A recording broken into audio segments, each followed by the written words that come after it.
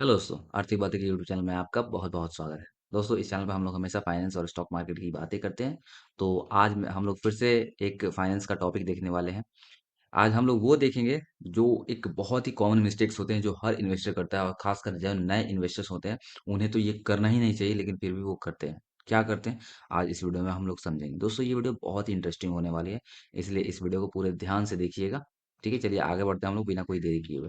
दोस्तों, आपने अभी तक इस चैनल को सब्सक्राइब नहीं किया है तो सब्सक्राइब बटन दबा के सब्सक्राइब कर लीजिए, क्योंकि मैं आपके लिए ऐसे ही अच्छी-अच्छी वीडियोज़ लेके आते रहता हूँ, लर्निंग वीडियोज़ लेके आते रहता हूँ, जिससे कि आप आसान भाषा में फाइनेंस और स्टॉक मार्केट सीख पाएँ। चलिए हम लोग आगे बढ़ते हैं। देखिए, जल्दी पैसा बनाने की भूख, जल्दी पैसा बनाने की सोच, ये जो है, ये आदमी को जल्दी नहीं अमीर बनने देती है। क्यों? क्यों जो बिगिनर्स होते हैं, वो सोचते हैं क्या, मार्केट जो स्टॉक मार्केट है, उसमें एकदम से जाएँगे और एकदम से अमीर बन जाएँगे। दोस्तों, ऐसा कुछ नहीं है। ये भी एक प्रकार का बिज़नेस है, ठीक है? एग्ज़ाम्पल मैं आपको देता हूँ। रमेश अपनी सेविंग कंपनी का 100% पैसा जो है, सेविंग पैसा, वो एक पेनी स्टॉक में लगाया दिया। पैसा अचानक से हाफ हो गया। क्यों हाफ हो गया? क्योंकि वो जो कंपनी है, पेनी स्टॉक है, उसका कोई ट्रैक रिकॉर्ड नहीं है। वो कब कितना गिर जाए, कब कितना उठ जाए, ये तो कोई देखा नहीं है। ठीक है? अब उसने पैसा लगा दिया, पैसा अचानक से हाफ या उससे भी ज़्यादा गिर गया। इससे लेसन क्या मिलता है? तो स्टॉक मार्केट से ओवरनाइट सक्सेस नहीं मिल सकती है। लॉन्ग टर्म में ही आपको यहाँ पे पैसा बन सकता है। इसीलिए दिमाग में एक चीज़, एक बीज आपको बो देनी है कि लॉन्ग टर्म में ही पैसा बनेगा। अगर आपको बहुत बहुत मोटा पैसा बनाना है तो आपको मार्केट में कम से कम 10 15 20 साल तो रुकने ही पड़ेंगे, तभी वेल्थ मिलेगा आपको। तभी आपको कंपाउंडिंग का पावर नजर आएगा। कंपाउंडिंग पे वीडियो बना दी गई है, ऊपर आई बटन पे क्लिक करके उस वीडियो को देख सकते हैं कि कंपाउंडिंग का पावर कैसे काम करता है। चलिए, तो हम लोग अपना दूसरा पॉइंट देखते हैं, वो क्या है। जो हमारा दूसरा पॉइंट है, वो है रिसर्च बिना इन्वेस्ट करना। दोस्तों, यहाँ पे अधिकतर लोग मिस्टेक क्या करते हैं, सिर्फ टिप्स या व्हाट्सएप या फिर टेलीग्राम के पे जो मैसेजेस आते हैं, या फिर कोई दोस्त बता दिया, या फिर कोई फ्रॉड कंपनी होती है जो उनको लुभा लेती है, उसमें वो घुस जाते हैं। वहां पे आप लोगों ने बहुत सारे देखे होंगे यूट्यूब पे भी। जैसे आप लोग वीडियो देखते हैं तो आप लोग ऐड में आता होगा, फलाना कंपनी इतना जाने वाली है, अभी इतना प्राइस चल रहा है, इतना भागने वाली है। ठीक है? वहां से जैसे कि वो हॉट टिप हो गया। ठीक है? तो इस तरीके से लोग फंस जाते हैं। जैसे कि एग्जांपल मैं आपको बताता हूँ, एक सीता नाम की लड़की है, जिसे एक हॉट टिप मिलता है कि ये जो फार्मा कंपनी है, ये बहुत ज्यादा चलने वाली है। ठीक है? उसने वहां पे अपना सारा पैसा लगा दिया। ठीक है? और बाद में पता चला कि उस कंपनी पे एक फ्रॉड केस चल रहा है। ठीक है? तो यहाँ से लेसन क्या मिलता है, हमेशा कंपनी के फंडामेंटल्स हमेशा चेक करो। ठीक है? डाइवर्सिफिकेशन ना करना। देखिए, मिस्टेक यहाँ पे क्या होता है, सारा पैसा एक ही स्टॉक में डालना या फिर एक ही सेक्टर में डालना, ये थोड़ा सा दिक्कत होता है। ये वही बात हो गई ना, कि सारे सारे अंडे को एक ही टोकरी में रखना, टोकरी गिरा, पूरा अंडा फूट गया। ठीक है? यहाँ पे हमेशा अपने पोर्टफोलियो को डाइवर्सिफाई करके रखना चाहिए। क्या पता किसी एक सेक्टर में गिरावट हुई तो कोई दूसरा सेक्टर चल गया। ठीक है? इसीलिए हमेशा एक ही टोकरी में अंडे नहीं रखने चाहिए। ठीक है?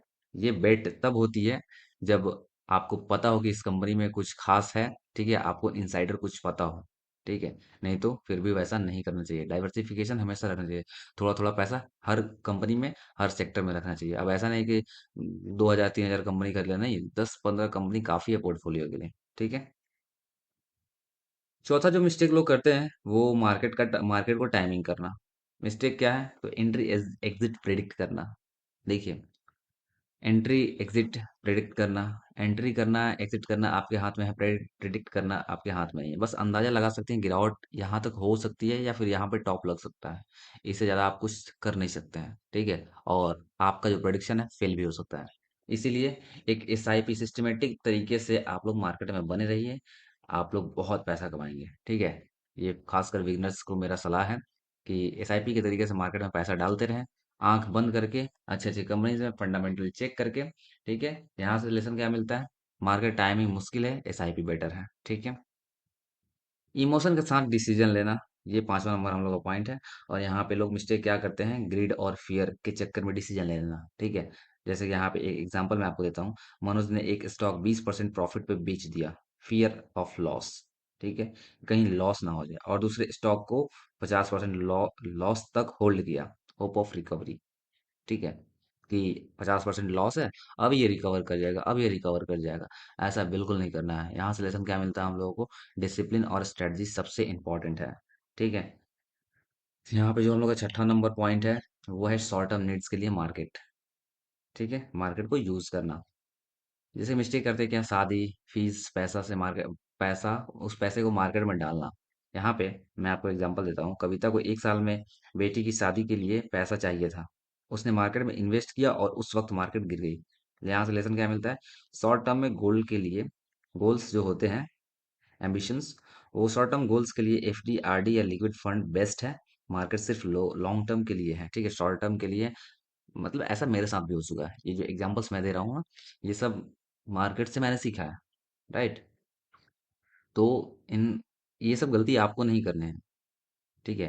यहाँ पे एफ डी, आर डी और लिक्विड फंड में वीडियो बना दी गई है। ऊपर आई बटन पे क्लिक करके देख सकते हैं आप लोग। जो शॉर्ट टर्म में जो पैसा होता है, उसे कैसे और कहाँ पे रखना चाहिए। ठीक है। आते हैं हम लोग नेक्स्ट अपनी स्लाइड पे, डेट से इन्वेस्ट करना। ठीक है। यहाँ पे मिस्टेक लोग क्या करते हैं? लोन लेके स्टॉक मार्केट में पैसा लगाना। एग्जाम्पल मैं आपको देता हूँ। प्रकाश ने क्रेडिट कार्ड से पैसा निकाल के ट्रेडिंग की, लॉस होने पर डबल बर्डन हो गया। राइट। लोन और लॉस दोनों गया। यानी अब इधर लॉस भी हो गया, अब उधर उसका क्रेडिट कार्ड का ब्याज भी भरना है, लोन का ब्याज भी भरना है। ये डबल सरदर्दी वाली बात हो गई। ठीक है। यहाँ पे लेसन क्या मिला? सिर्फ सरप्लस पैसा इन्वेस्ट करो। यानी आपके पास जो पैसा पड़ा हुआ है, सिर्फ उसी को इन्वेस्ट करो। राइट। यहाँ पे हम लोग आते हैं 8 नंबर पॉइंट पे, और ये फाइनेंशियल एजुकेशन को इग्नोर करना। ठीक है। मिस्टेक्स कहाँ है? यहाँ पे लोग क्या मिस्टेक करते हैं? बस बाय सेल सीखना, फाइनेंशियल प्लानिंग इग्नोर करना। ठीक है। और जो जिसको सिर्फ बाय सेल आ जाता है ना स्टॉक मार्केट में, उसको उसको बस इतना, वो इतना समझता है अपने आप को, मैं बड़ा फाइनेंस एनालिस्ट हो गया हूँ। ठीक है। भाई आप कुछ नहीं बने हो। जो बड़े बड़े फाइनेंशियल एनालिस्ट है ना, उन्हें भी लॉस होता है। हम लोग तो छोटे खेत की मूली हैं। ठीक है। तो एकदम उस पे, बिल्कुल एजुकेशन सीखने पे, एजुकेशन लेने पे, फाइनेंशियल एजुकेशन लेने पे कोई इग्नोरेंस नहीं चलेगा। बिल्कुल प्रॉपर आपको एजुकेशन लेनी पड़ेगी और हर दिन सीखनी पड़ेगी। जब आप बच्चे से बूढ़े भी हो जाओगे तो मार्केट, आप ये नहीं कह सकते हो कि मैंने मार्केट को पूरा सीख लिया है, मैंने मार्केट को जीत लिया है। नहीं। आप आपके पास कितना भी एक्सपीरियंस हो, मार्केट आपको हरा देगा। ठीक है। ये मेरे एक्सपीरियंस बता रहे हैं। ठीक है। यहाँ पे आपको एग्जांपल मैं देता हूँ। सुनीता को पता नहीं था कि म्यूचुअल फंड स्टॉक में फर्क क्या है, और ये गलत प्रोडक्ट चूज कर लिया है। राइट। सुनीता को म्यूचुअल फंड और स्टॉक का फर्क बिल्कुल नहीं पता था। और अगर जब देखिए, जब यहाँ पे फर्क नहीं पता हो ना, तो म्यूचुअल फंड ज्यादा सही रहेगा। राइट। म्यूचुअल फंड ज्यादा क्यों सही रहेगा? क्योंकि सिर्फ आपको पैसा देना है, बाकी फंड मैनेजर आपका मैनेज कर रहा है। ठीक है। यहाँ से लेसन क्या मिलता है? पहले सीखो, फिर इन्वेस्ट करो। तो दोस्तों, ये रहे कुछ मिस्टेक्स जो आपको नहीं करने हैं, और हर लोग ये मिस्टेक्स करते हैं। इससे आपको बच के रहना है, ताकि आप लोग अच्छा सा वेल्थ क्रिएट कर पाए। मार्केट में अगर बने रहना है, तो अपने कैपिटल को बचा के रखना है, लॉस नहीं करना है, अपने माइंडसेट को हमेशा बड़ा बना के रखना है, मार्केट के पक्ष में बना के रखना है। इन सब चीज़ों को भूलना नहीं है। दोस्तों, आज के वीडियो में बस इतना ही। वीडियो अच्छी लगी तो प्लीज़ वीडियो को लाइक कीजिएगा, चैनल पर नए हैं तो प्लीज़ चैनल को सब्सक्राइब कीजिएगा। बहुत बहुत धन्यवाद।